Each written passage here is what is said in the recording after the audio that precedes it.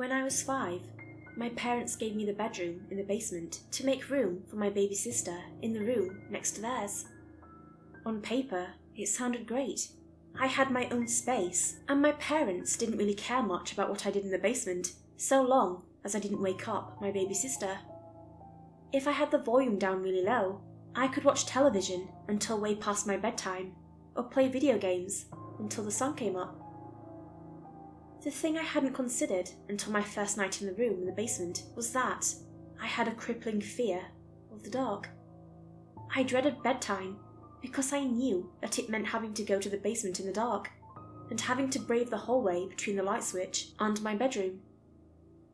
After weeks of putting bedtime off as much as I could, my parents finally came up with a solution.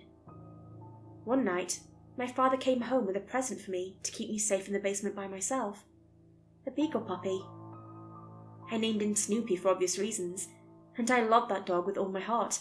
I trained him to hunt monsters and to keep me safe in the stretch between my bedroom and the basement door, and for the next 10 years, we were inseparable. I stopped fearing the basement when puberty hit, but our routine never changed. I would click off the light and close the basement door, and together we would walk down the hall until we reached my bedroom door.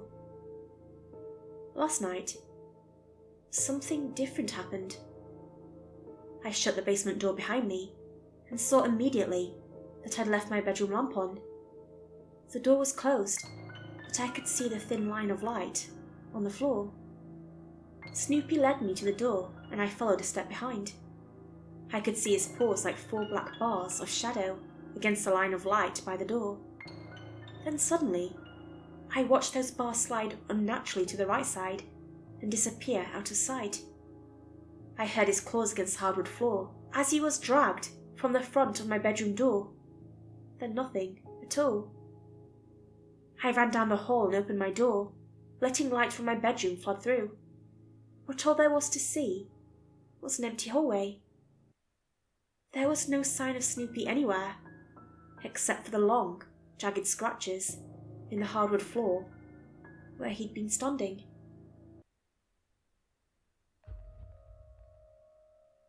I'm at a New Year's Eve party. It's boring, so I thought I'd go ahead and make a message to all my followers out there. Along with a copious amount of alcohol consumption, it seems like everyone here keeps talking about New Year's resolutions. Everyone has them. My buddy Paul wants to stop drinking. He says this just before he shoots tequila. Brittany wants to sleep with less people. I just watched her go upstairs with some other lucky partygoer. Adam wants to spend money less frivolously. He bought all the booze for this shindig and just left to get more. Tiana wants to lose weight. I just watched her finish the last 7 slices of pizza. I have a resolution as well, but just like everyone else, I'm not sure it's going to last very long. I want to stop killing people. I say this as I hide under Sarah's car, waiting for her to step outside so I can slip my knife through her ankle. It's not midnight yet, right?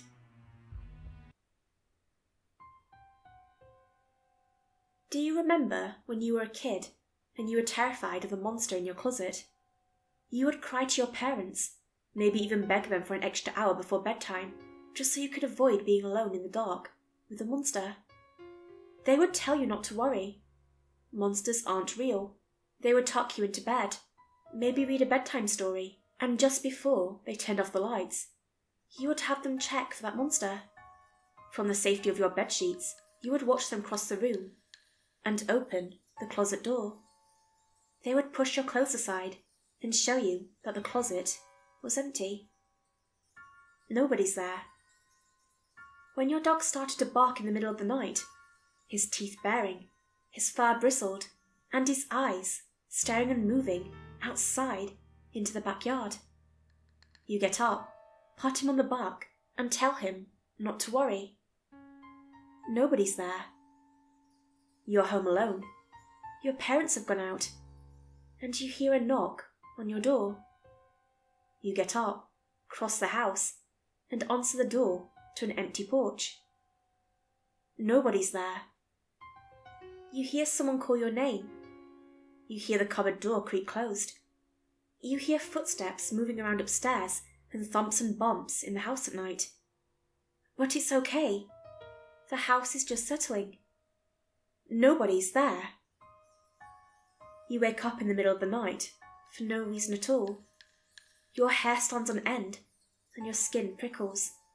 In the darkness, you can just barely make up the shape of a man standing at the foot of your bed. You hear his raspy breathing, and you feel a chill in the air. He starts getting close. He's always been getting closer. From the moment you first saw him, in your closet. Nobody's there.